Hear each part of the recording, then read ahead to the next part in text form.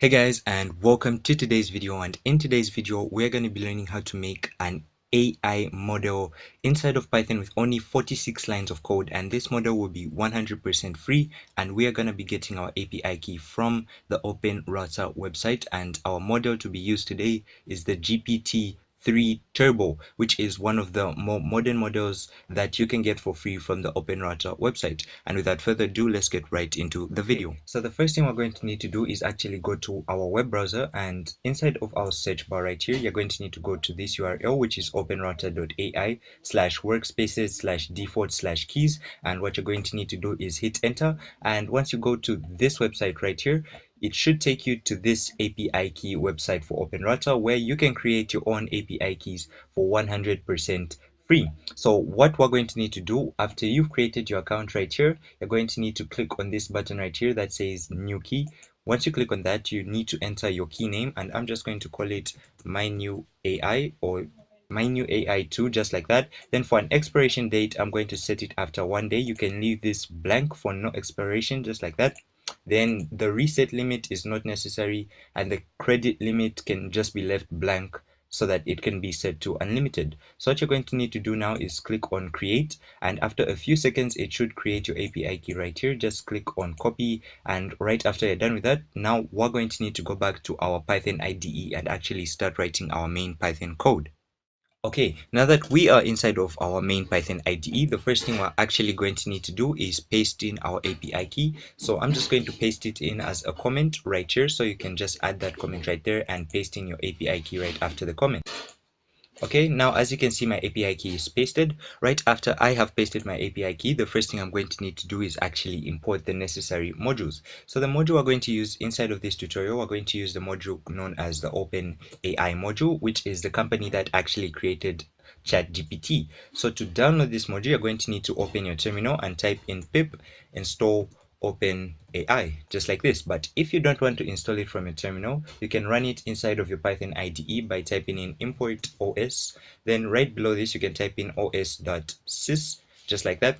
Then inside of this, you can type in pip install OpenAI, just like that. Then wait for it to finish downloading, and then you have it just like that. Or you can type it in full like os.system, and then you have it fully installed. So once you have these modules installed, what you're going to need to do is import them by typing in from OpenAI. We're going to need to import OpenAI with a capital letter O and a capital letter AI at the end of it. So right after this, what we're going to need to do is initialize the OpenAI client. So to initialize it, we're going to make a client variable, and client is going to be set equal to OpenAI, which is the module that we have imported from OpenAI right here. So right into this, we're going to open and close the set of parentheses, go right into them, and the first thing we'll pass is the base URL, which we're going to make our variable, and base URL should be set to the link to the website where we got our API key from. So I'm going to set this equal to https://openrouter.ai/api/v1, and this is the exact URL where we got our API key from. So I'm going to add a comma right after this, and then I'm going to make our API key variable, and I'm going to set API key equal to our API key right there. So just like this, we have initialized our client and we are done. So we can exit this client variable and go right below that and type in model name. So this model name variable is going to be the exact model that we are going to be using for our AI. So I'm going to use OpenAI's new GPT 3.5. So I'm just going to type in GPT-3.5-turbo, just like this. So this is one of the newer models, and it is way smarter than one of the older models that I was using in my previous videos. So what we're going to need to do now is set up the AI's memory. We're going to go right below the model name and make a history variable by typing in history, and I'm going to set history equal to open and close brackets. I'm going to go right into this, indent right there. Then the first thing I'm going to pass inside of curly brackets is the role of our AI. So the role is going to first be passed in as system, just like this. Then after system, I'm going to pass in content. Then the content is going to be set equal to how you want the AI to behave. So you can say you are my AI assistant, and you can say your name is anything. You can call it Mellow. I'm just going to call it Mellow, just like that.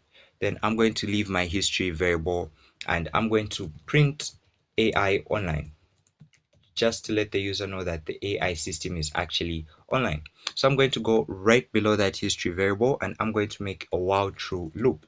So what this infinite loop is going to do is it's going to constantly get the user input and continue giving us the AI feedback. So I'm going to go right into this loop and first pass in user input. So the user input variable is going to be set equal to input, then what I am, just like that.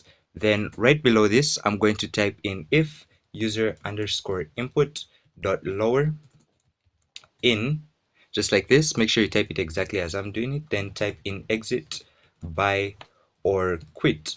You can make these keywords to be whatever you want. So essentially what these three keywords do is if the user types one of these words in, it's going to break the main program. So right after that if statement, I'm going to make a history.append function. So what this function does is it updates the AI's memory. So I'm going to pass in curly brackets, and the first thing I'll pass in is the role, add a full colon. Then after the role, I'm going to pass in a user variable, add a comma, then I'm going to pass in the content. Then the content of this AI is going to be the user input. So essentially we're going to start with the role right here. So the role is going to be the user. Then the content of this role variable is going to be the user input, because the user is importing the information for the AI to give feedback to. So we're going to go right below this history.append function, and we're going to make a try statement. So after this try statement, we're going to have an error handler. So I'm just going to pass this for now, and then I'm going to type except exception with a capital letter E, then as E, just like this. So essentially what except exception as E does is, in case we get any error while running our AI, it's going to print out our specific error. So we're going to print, then add an F right before that, and we're going to say error, then it's going to print out the error, because I'm going to concatenate this E variable right here, which is this E.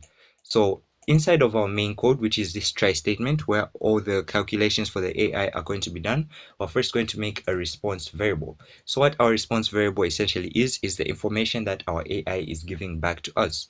So I'm going to type in response, just like this. Response, you can call it whatever you want to call it, but I'm just going to call it response, and response is going to be set equal to client, which is the variable we made earlier, dot chat dot completions, just like this. And after chat.completions, we type in .create, then open and close parentheses. Then inside of these, I'm going to indent and go model, and I'm going to set the model to be equal to model name. Add a comma right after this, then I'm going to type in messages, and I'm going to set messages equal to history, because the AI needs to remember your message history. So right below that, I'm going to type in max underscore tokens, and I'm going to set max tokens equal to 500. You can set this to whatever number you want it to be, but I'm just going to set it 500 for this video tutorial. Then after this, I'm going to make an answer variable, which is what is exactly going to be outputted for the user to read. So answer is going to be set equal to our response variable, and I'm going to say response.choices. Then I'm going to pick the first choice by adding a 0 inside of brackets right after the choices variable. Then I'm going to type in .message content. Then just like that, our message content has been extracted from our answer variable. So right below this, I'm going to print out our AI's answer by typing in print. Then I'm going to say bot, and the answer is going to be our answer variable. So that's going to be our response. I'm just going to concatenate answer right here. Don't forget this F, otherwise this bot will not run as it's supposed to. So right below this, I'm going to make a history.append statement, open and close parentheses. Then inside of these, I'm going to add curly brackets, and I'm going to pass in role again. Then right after role, I'm going to pass in assistant this time, because the role this time is going to be the assistant, and the content is going to be our answer variable. Then just like that, we are done writing our AI's main code in only 41 lines of code. So what you're going to need to do is hit save and actually run your code to see if it works. Okay, so before we run our code, the first thing we're actually going to need to fix, just to avoid any errors if our bot is running.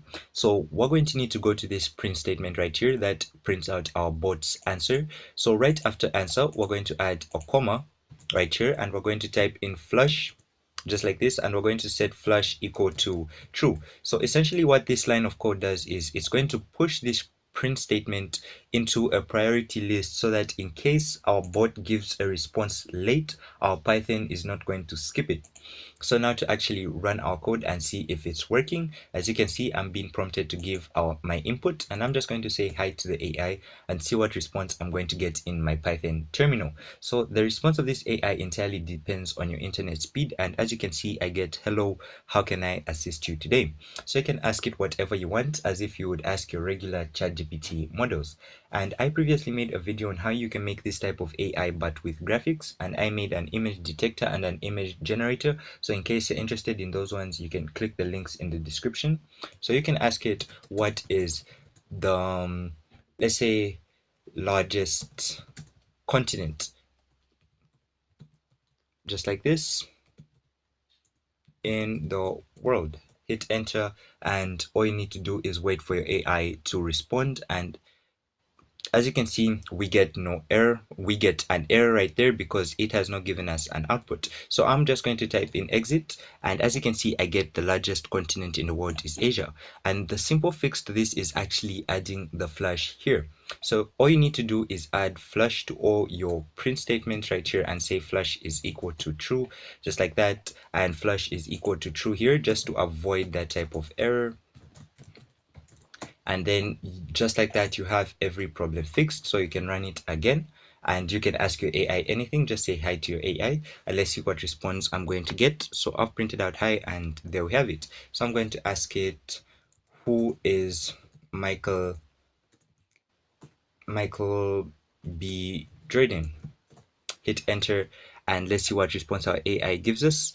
And there we have it. Michael B. Jordan is an American actor. So just like that, we have our responses from our AI without any errors. So if you made it this far into the video, make sure to leave a like and subscribe, and I'll see you in the next video.